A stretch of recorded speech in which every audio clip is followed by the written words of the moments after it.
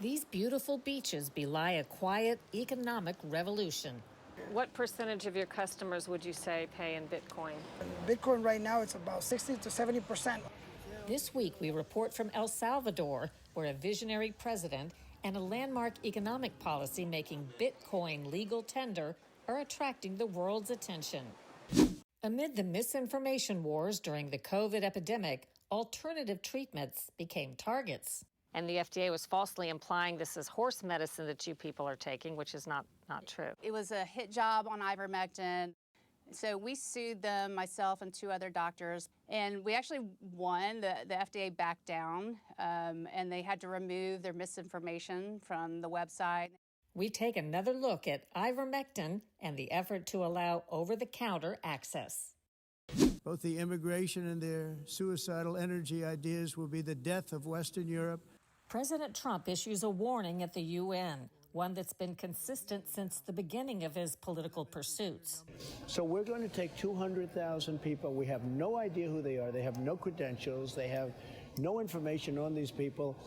I think we're nuts. This week, a look at 10 years and 2 terms and how the president's actions on illegal immigration are changing the world.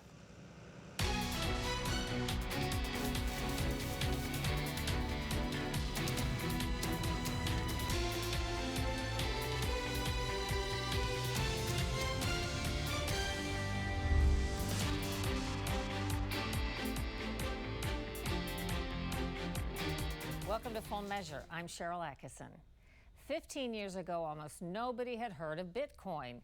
Now it's a frequent topic of global debate. Today we head to the tiny Central American nation of El Salvador that's turning heads worldwide, sparking hope and controversy and a fierce U.S. discussion about the future of money. Could El Salvador's gamble reshape global finance? And what about America's economic edge? We got a small mill, sample mill right there. Jorge Cruz Rubio runs Chorrito Specialty Bit Cafe Roasters, a coffee shop featuring his homegrown Salvadoran blends. Wonderful coffee. This is Pacas semi-washed. He also owns a mobile Bit Cafe truck. What percentage of your customers would you say pay in Bitcoin? Bitcoin right now, it's about 60 to 6 or to 7. Here at this precise location where we are. 60 to 70%. 60 to 70%, of which a good 40% are international folks visiting El Salvador or relocating to El Salvador. He says his businesses and 3 farms are all in on the promise of Bitcoin. No bank fees, no middleman, no taxes, no regulation. Okay. Making his coffee taste like freedom. People will see if Charito can do it with this little streetcar, anybody else can, and you don't need a bank. This is where you bypass American Express, Visa, MasterCard. And the fees. And the fees. Few would have predicted that El Salvador, a country emerging from decades of civil war and gang violence, would be first to adopt Bitcoin as legal tender. President Bukele made the announcement in Miami in 2021. Next week, I will send to Congress a bill that will make Bitcoin a legal tender in El Salvador. He promised his country that Bitcoin would provide a path to economic independence while attracting foreign investment and tourism. A key challenge, how to get the people back home, where 70% don't even use a bank, to adopt an e-currency few fully understand. The answer starts up this path, leading to the modest headquarters of El Salvador's National Bitcoin Office. So what he did by making Bitcoin legal tender is he took all the world's media and they focused right on little El Salvador. Stacey Herbert and Max Kaiser, a transplanted American couple, lead El Salvador's Bitcoin push. They've promoted Bitcoin as the smart bet since it was worth 30 cents in 2010. Now one coin has soared as high as $122,000. El Salvador was pretty much a failed state before President Bukele took office in 2019. So into this mix comes President Bukele. And he promised the people that where El Salvador is going is to the place we want to be. We don't want to be a failed state. We want to be a great country. And that's where we're headed in El Salvador. And I hate to be the bearer of nasty truths, but there will be a time when the U.S. government and these various governments come to Bitcoiners with their begging bowl, hoping for a bailout. And all they can do is print money. And when you print money, it makes our Bitcoin worth more. So go ahead, print all the money you want. You're just making us fabulously wealthy and completely individually sovereign and completely not tied to you in any way, shape, or form. An early PR strategy focused on this sun-drenched beach in El Salvador, where surfers enjoy world-class waves and vendors post signs welcoming payment with Bitcoin. El Sante is called Bitcoin Beach. Local businesses adopted the currency early on, making this, in some respects, the heart of El Salvador's Bitcoin experiment. It did fuel a tourism boom. Last year, this country with just 6 million residents boasted 3.9 million visitors, 43% of them from the U.S., drawn by the new publicity and curiosity. El Salvador has taken the lead, but other countries are flirting with Bitcoin. An effort to adopt Bitcoin in the Central African Republic failed, but its use is expanding in other African nations. The governments of Bhutan, the UK, Ukraine, and Iran are holding billions in Bitcoin. A dozen other countries are eyeing crypto reserves. Meantime, China has banned Bitcoin use. Hello, Bitcoiners. Thank you. As for the U.S., in 2021, President Trump called Bitcoin a scam, but has since embraced it as part of his pro-crypto agenda, pledging to make the U.S. a global leader. In March, he established a strategic Bitcoin reserve that now holds more than $21 billion in Bitcoin. During our visit to El Salvador, he signed a new law establishing rules for stablecoin, another kind of electronic currency. Have you spoken with anybody in the Trump orbit or President Trump himself about a strategy, or has anyone reached out to you? We recently met with the executive director of the crypto for President Trump. I have very high hopes for the direction that the United States is going, should, of course, any of the opposition not prevent economic liberty from thriving in the United States. For all the hype, there are many critics. Government gave away a lot of public money to invest in this project, and this project failed. Lawmaker Claudia Ortiz is a lead opposition voice in El Salvador. Bitcoin as like a novelty that attracts some people to El Salvador to witness how was this experiment going on, how did it work.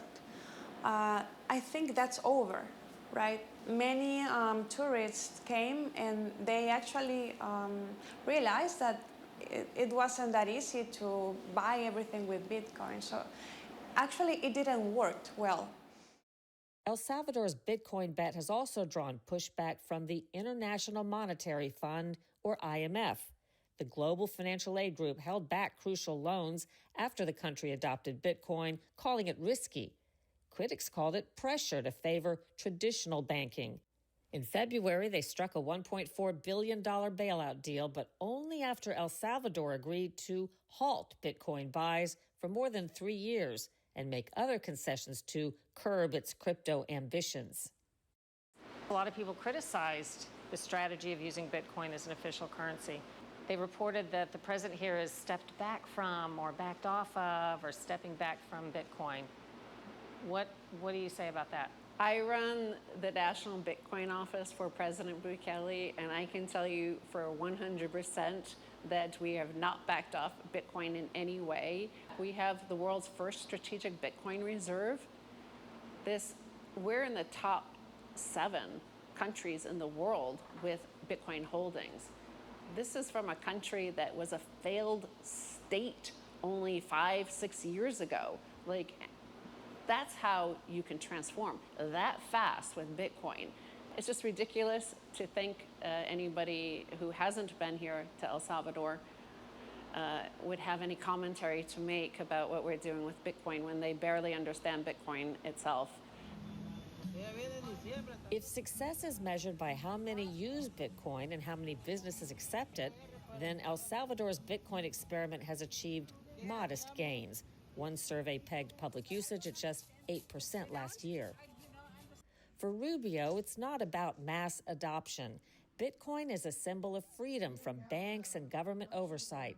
He pays this employee in Bitcoin, no income taxes that way, offers discounts to Bitcoin users, and is teaching his peers how to use it. Okay. Now I'm proud to say that I'm able to influence my providers. For example, the people who bring me the water, if they want me to purchase water from them, they have to accept Bitcoin. The people who sell me different items, the mugs, anything, has to accept Bitcoin.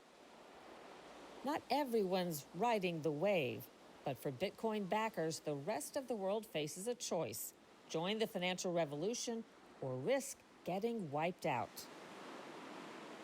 I think it was Safdien Ammous who wrote the Bitcoin Standard, who said Bitcoin is like gunpowder. So once gunpowder came around, either you adopted it or you were adopted by countries who adopted it. Yes. It's that much of a defining change in global geopolitics. So either you've got it or you're going to be relegated to the dustbin of history. Based on today's value, it's estimated El Salvador's Bitcoin investment has nearly tripled in value. Coming up on Full Measure, a growing push to make ivermectin over the counter.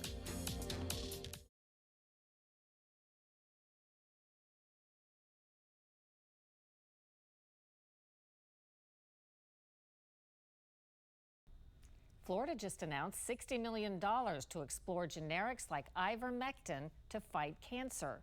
Right now, generics don't promise big profits, so their uses may go unstudied and overlooked. Ivermectin, long used safely in people for parasites, was thrust into the spotlight when many doctors said it worked against COVID.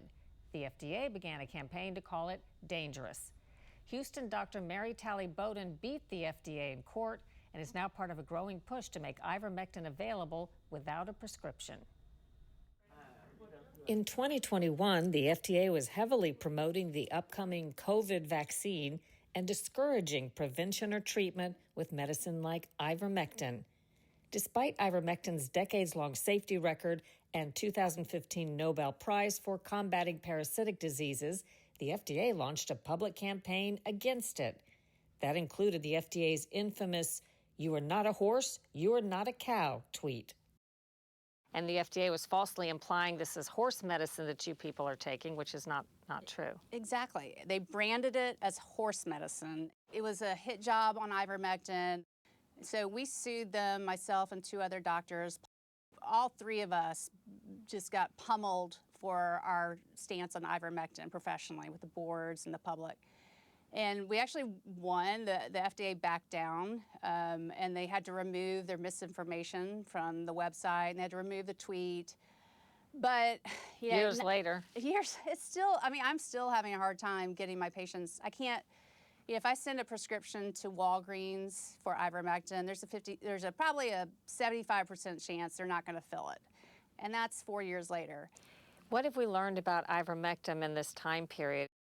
So there are now 105 studies supporting the efficacy of ivermectin for COVID.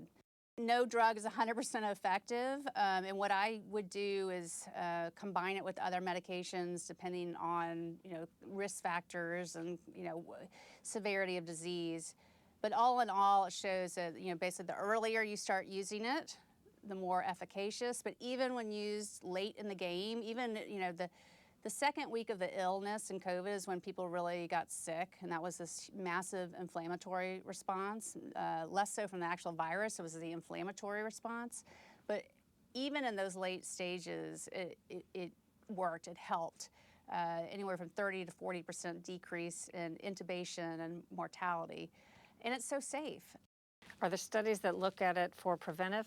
Yes, so that's actually, if you go to this, the meta-analysis of the data, the earlier you use it, even for prevention is actually the best outcome.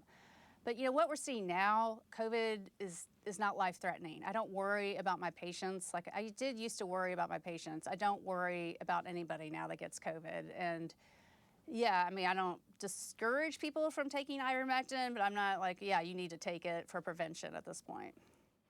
What is the status of over-the-counter efforts in states? And are you involved in some sort of effort to try to lobby the states to do this in the absence of action from the federal government? 17 states filed bills this last session to make it over the counter, and 4 have been successful. So Tennessee was the first in 2022. Most recently was Louisiana, but Idaho and Arkansas are also in there. Problem is, what I'm hearing from people, at least on X, is that even though they are legally allowed to sell it over the counter, you've got to find a willing pharmacist, and that's problematic sometimes. I encourage other doctors, maybe open up your mind up a little bit, do a little of your own research. And yes, you can do something about a virus early. And you know, even ivermectin can be used for other viruses. It has 20 mechanisms of action.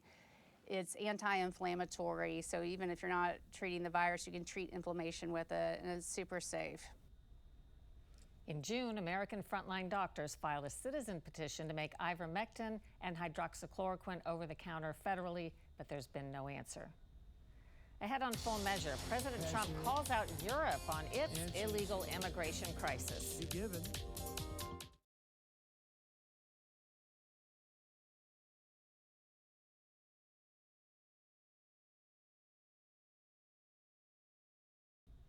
In his recent speech to the United Nations, President Trump reiterated his long-standing warning about the continued threat of unchecked illegal immigration. It's an issue that launched his unlikely campaign and propelled him to a first and then a second term in the White House. Full Measure has been covering America and Europe's crises, the parallels, and how they've driven politics for more than a decade.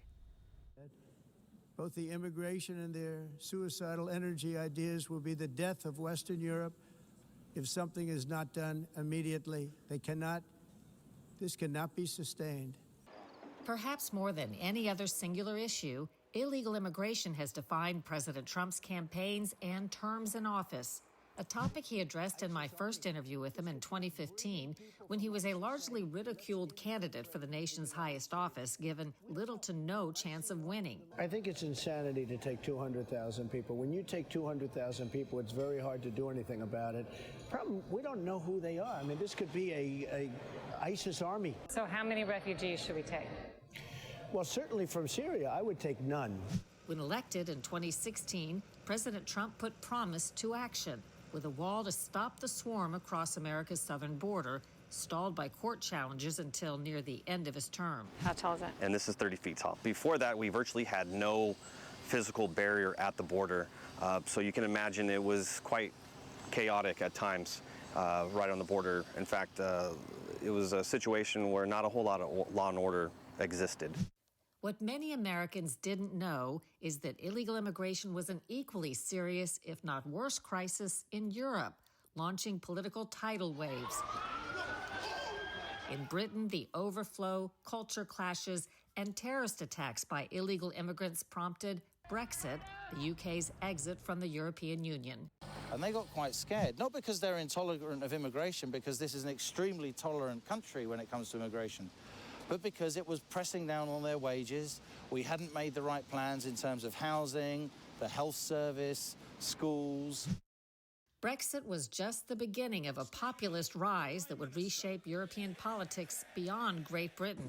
We've reported from numerous countries where the immigration crisis became a driving issue for change. Right now we're in Greek waters, but back there where those lights are, that's Turkey. At its closest point, it's just a couple of miles away from Greece, and we're sitting in a hot spot for picking up refugees. Look, go to this side. Where do you want to go? I want to go to Germany. By June of 2024, Germany was hosting 3.5 million refugees. This refugee center in Berlin, Germany, is housed in an old hospital complex. Where are they coming in from? Well, the asylum seekers arrive here, mostly from Moldova, Republic of Moldova, which is a neighboring state to Ukraine, Georgia, which is also a neighbor of Russia, and then Syria, Afghanistan, Iraq, African countries like Sudan, Ethiopia, the whole world. Poland's President Andrzej Duda told me Russia has been trafficking multitudes of people to create instability in his nation. If someone comes over to Poland in the false perception that one will stay here and get everything for free and will have a better life without working, well, we do not agree to such arrivals. No, if you want to live among us, work. You want to live among us, get yourself moving and do some work, earn some money. This is as simple as that. The current immigration-driven populist rise includes Italy's Prime Minister Giorgia Meloni. Thousands of migrants allowed to enter without permission, who end up crowding out the slums of our towns and cities, undercutting the salaries of our own workers, and in many instances engaging in crime. Back in the U.S., Trump's second term has already brought quick and dramatic results on America's southern border. I would say the border has to be, very early in this administration, the single most tangible, quick impact people saw. Yeah. Are you satisfied with how that's going so far? Yeah, I think they're doing an incredible job, and it's a tough job, too. We have 99% improvement from Biden. So we have now the best border we've ever had, and we did that in a period of 5 weeks. Pretty amazing, actually. In the first year of his second term, President Trump is still delivering on a promise first made a decade ago and sticking by his guns on a message that's only gained in global popularity, if not among all the leaders, certainly among many citizens. And while we will always have a big heart for places and people that are struggling and truly compassionate, answers will be given. We have to solve the problem, and we have to solve it in their countries, not create new problems in our countries. In President Trump's second term, illegal crossings from Mexico have fallen to historic lows. After a break, what's ahead next week on Full Measure?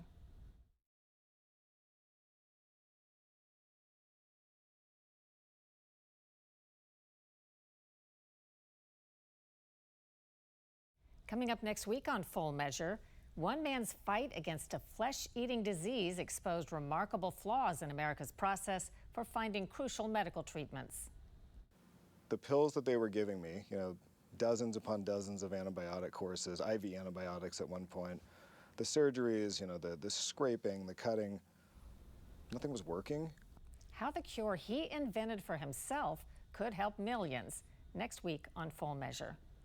Until then, we'll be searching for more stories that hold powers accountable. Thanks for watching.